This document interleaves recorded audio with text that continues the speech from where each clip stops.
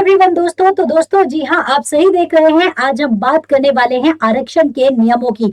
जी हाँ, देखिए कई बार क्या होता है जब हम पेपर देने जाते हैं तो एक एक मार्क्स से कई बार बहुत ज्यादा हमें मतलब विपरीत परिस्थितियों का सामना करना पड़ जाता है। तो दोस्तों अगर आप आरक्षण के तहत आते हैं तो आप यहाँ पे आरक्षण का ये लाभ उठा सकते हैं। दोस्तों आरक्षण क्यों रखा गया था? तो ये समाज के कुछ अधिकारों से वंचित जो कुछ लोग थे, जो कुछ अधिकारों से वंचित रह गए थे, उनके लिए भारत में आरक्षण व्यवस्था बनाई गई थी। तो आज हम इसी आरक्षण व्यवस्था के बारे में ये जानेंगे कि यूपीपीसीएस एग्जाम के अंदर क्या है आरक्षण के नियम। ठीक है, तो किन नियमों को हमें पढ़ना बहुत ज्यादा जरूरी है या कितने नियम हमारे लिए महत्वपूर्ण है, तो ये सारी चीजें हम जानेंगे। तो नमस्कार दोस्तों, मेरा नाम पूनम शर्मा है और आज मैं आपको कराने वाली हूँ यूपीपीसीएस में आरक्षण के क्या होते हैं नियम। तो चलिए स्टार्ट करते हैं। तो दोस्तों देखिए, आरक्षण के कुछ नियमों के अनुसार अगर आप मतलब अपना पेपर भर रहे हैं तो मतलब ये बहुत ज्यादा चांसेस बढ़ जाते हैं कि आप अंत तक उस पेपर में पास हो सकते हैं। तो आप सभी को पता है यूपीपीसीएस तो बहुत सारे पेपर्स कंडक्ट करता है। लिटरेचर लेक्चरार हो गया, एसडीएम लेवल की हो गई, रेंज ऑफिसर हो गई, तो काफी सारे मतलब ये क्या करता है, एग्जाम्स को कंडक्ट करता है।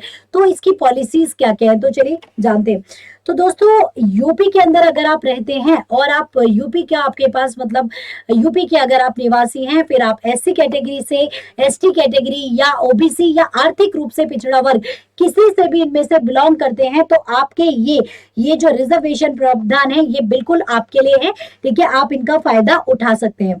उसी के साथ साथ यूपी के स्वतंत्रता सेनानी या आश्रित रूप से ठीक है, बहुत ही ठीक है, तो यूपी के स्वतंत्रता सेनानी जो भी हो गए या फिर भूतपूर्व सैनिक, ठीक है, महिला उम्मीदवारों पर भी ये आरक्षण के जो नियम है ये लागू होते हैं। तो दोस्तों ये बहुत ज्यादा इंपॉर्टेंट है कि लागू किस किस पर होते हैं। तो यूपी के एसटी, एससी, ओबीसी वर्ग और आर्थिक रूप से कमजोर वर्ग और महिलाओं के ऊपर ये आरक्षण के कुछ नियम लागू किए गए हैं। इसी के साथ साथ यूपी के पीएच के लिए आरक्षण अधिसूचित निर्धारित पदों के लिए मंजूरी दी जाएगी। ठीक है, तो जो भी फिजिकली हैंडीकैप्ड्स हैं, ठीक है, तो उनके लिए भी इसमें आरक्षण का प्रावधान दिया गया है। ठीक है, आरक्षण से बच्चे होता ये है कि आप अपने फाइनल इंटरव्यू तक या अपने फाइनल कॉल तक जा सकते हैं। ठीक है, धीरे धीरे ऐसा नहीं कहूंगी कि बहुत ज्यादा मदद मिल जाती है, पर थोड़ी बहुत हमें नंबर का रिलैक्सेशन मिल जाता है। इससे हम अपनी तैयारी को या हम थोड़े से और आगे बढ़ जाते हैं। ठीक है, तो चलिए, आरक्षण या आयु छूट के लाभ की मांग करने वाले उम्मीदवारों को उन अपनी श्रेणी के समर्थक में जारी प्रमाण पत्र देना पड़ेगा। अगर मान लीजिए आय की छूट का कर रहे हैं, यानी कि आप आय की छूट का समर्थन कर रहे हैं या आरक्षण मांग रहे हैं, तो आपको उससे रिलेटेड क्या करना पड़ेगा, आपको प्रमाण पत्र यानी कि सर्टिफिकेट भी वहां पर दिखाना पड़ेगा। अगर आपके पास सर्टिफिकेट नहीं है तो आप रिजर्वेशन पॉलिसी का लाभ नहीं उठा सकते। तो इसके लिए बहुत ज्यादा जरूरी है कि अगर आप एज में कर रहे हैं या आप रिलैक्सेशन में कर रहे हैं तो आपको उसके लिए प्रमाण पत्र की आवश्यकता निश्चितता होगी ही। इसी के साथ साथ उत्तर प्रदेश के सभी आरक्षित पदों के लिए आवेदन को ठीक है, आवेदन में अपनी कैटेगरी उप कैटेगरी भरनी होगी कि आप किस कैटेगरी से बिलोंग करते हैं और उस कैटेगरी में भी आप किससे, क्योंकि देखिए भारत के अंदर क्या है, जाति व्यवस्था है। ठीक है, जाति व्यवस्था के भी बहुत सारे प्रावधान दिए गए हैं, तो इसीलिए इसमें आपको अपनी कैटेगरी और उससे रिलेटेड उप कैटेगरी जो भी आपके एग्जाम के फॉर्म में दी जाएगी वो आपको फिल करनी पड़ेगी, जब भी आप आरक्षण का भी लाभ ले सकते हैं। एक से अधिक कैटेगरी में आप नहीं कर सकते। आप आयु छूट का दावा करना चाहते हैं या आप आरक्षण का करना चाहते हैं तो आपको सिर्फ एक ही रियायत के लिए आप हकदार होंगे। आप बार बार नहीं कर सकते, मतलब एक ही फॉर्म में आप अलग अलग एग्जाम्स में नहीं कर सकते, तो किसी एक में आप दावा कर सकते हैं। अनुसूचित जाति, अन्य पिछड़ा वर्ग, अनुसूचित जनजाति, आर्थिक रूप से कमजोर वर्ग, पीएच यानी कि फिजिकल हैंडीकैप जो होती है, ठीक है, स्वतंत्रता सेनानी के आश्रित और भूतपूर्व सैनिक उम्मीदवारों को यूपी के स्थायी निवासी नहीं है, जो यूपी के स्थायी निवासी नहीं है। यहाँ मैंने पहले पॉइंट में क्लियर कर दिया था कि अगर आप आरक्षण लेना चाहते हैं यूपीपीसीएस के एग्जाम में तो मस्ट भी आपको क्या होना पड़ेगा, यूपी का निवासी होना पड़ेगा। ठीक है, अगर आप यूपी के निवासी नहीं है तो आप लाभ के प्रार्थी नहीं हो सकते हैं। इसी के साथ साथ गाइस यहाँ पर ठीक है। और अगर कोई महिला है, आरक्षण लाभ पाने वाली जो महिलाएं हैं, महिला उम्मीदवार हैं, उन्हें अपने पिता की ओर से जाति प्रमाण पत्र ही मान्य होगा। उनके पिता की ओर से जो भी जाति प्रमाण पत्र है वो क्या होगा, मान्य होगा। भूतपूर्व सेवा के कर्मियों के लिए क्लास 3 के पद की उपलब्धता की स्थिति में आरक्षण नियम के अनुसार स्वीकार्य होंगे। अगर वो क्लास 3 के पद की उपलब्धता में थे तो उनको सभी आरक्षण के नियम जो भी दिए गए हैं वो सभी स्वीकार्य होंगे। ठीक है। उम्मीदवारों को पात्रता श्रेणी उपश्रेणी के बारे में प्रारंभ परीक्षा उनके आवेदन पत्रों में द्वारा दिए गए दावों में समर्थन मुख्य परीक्षा के आवेदन फॉर्म वगैरह में दी जाएगी। तो आपको ये आप जो फिल करनी होगी, ये आपको क्या करना पड़ेगा, जो भी आप प्रीलिम्स का पेपर दे रहे हैं या आप मेंस का पेपर दे रहे हैं, वहां पर जो भी ऑनलाइन फॉर्म होगा उसमें आपको फिल करना पड़ेगा। और साथ ही साथ आपको स्वस्थापित भी करना पड़ेगा, मतलब सेल्फ अटेस्ट जो कॉपीज हैं वो भी संलग्न करनी पड़ेगी।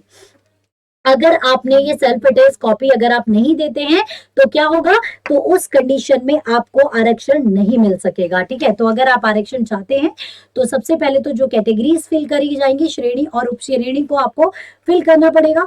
उसके बाद आवेदन के जो भी प्रपत्र हैं उनको भी आपको जमा कराना पड़ेगा, वो भी सेल्फ अटेस्ट करके। इसके साथ समाज के दिव्यांग व्यक्ति श्रेणियों को आरक्षण का लाभ केवल उन्हीं पदों पर दिया जाएगा जिनकी पहचान सरकार द्वारा उनकी कैटेगरी के लिए की जाएगी। अगर वो उस कैटेगरी में आते हैं तभी उन्हें आरक्षण दिया जाएगा, अदरवाइज नहीं दिया जाएगा। इस लाभ के लिए दिव्यांग व्यक्ति को निर्धारित चिकित्सा अधिकारी विशेष द्वारा जारी प्रमाण पत्र, यानी कि उन्हें एक प्रमाण पत्र यानी कि एक सर्टिफाइड डॉक्टर के द्वारा प्रमाण पत्र प्रस्तुत करना है कि उनको जो किस कैटेगरी की विकलांगता है और कितने % की विकलांगता है, उस अकॉर्डिंगली यहाँ पर चिकित्सक अधिकारी द्वारा काउंटर साइन किए होने पर प्रमाण पत्र प्रस्तुत करना पड़ेगा। यानी कि जो भी मेडिकल ऑफिसर हैं उनको इसमें क्या करना पड़ेगा, एक सर्टिफिकेट देना पड़ेगा कि कितने % की है और कौन सी विकलांगता बेसिकली है। आरक्षण का लाभ पाने वाले स्वतंत्रता सेनानियों के आश्रित की श्रेणी में केवल पुत्र और पौत्री शामिल होंगे।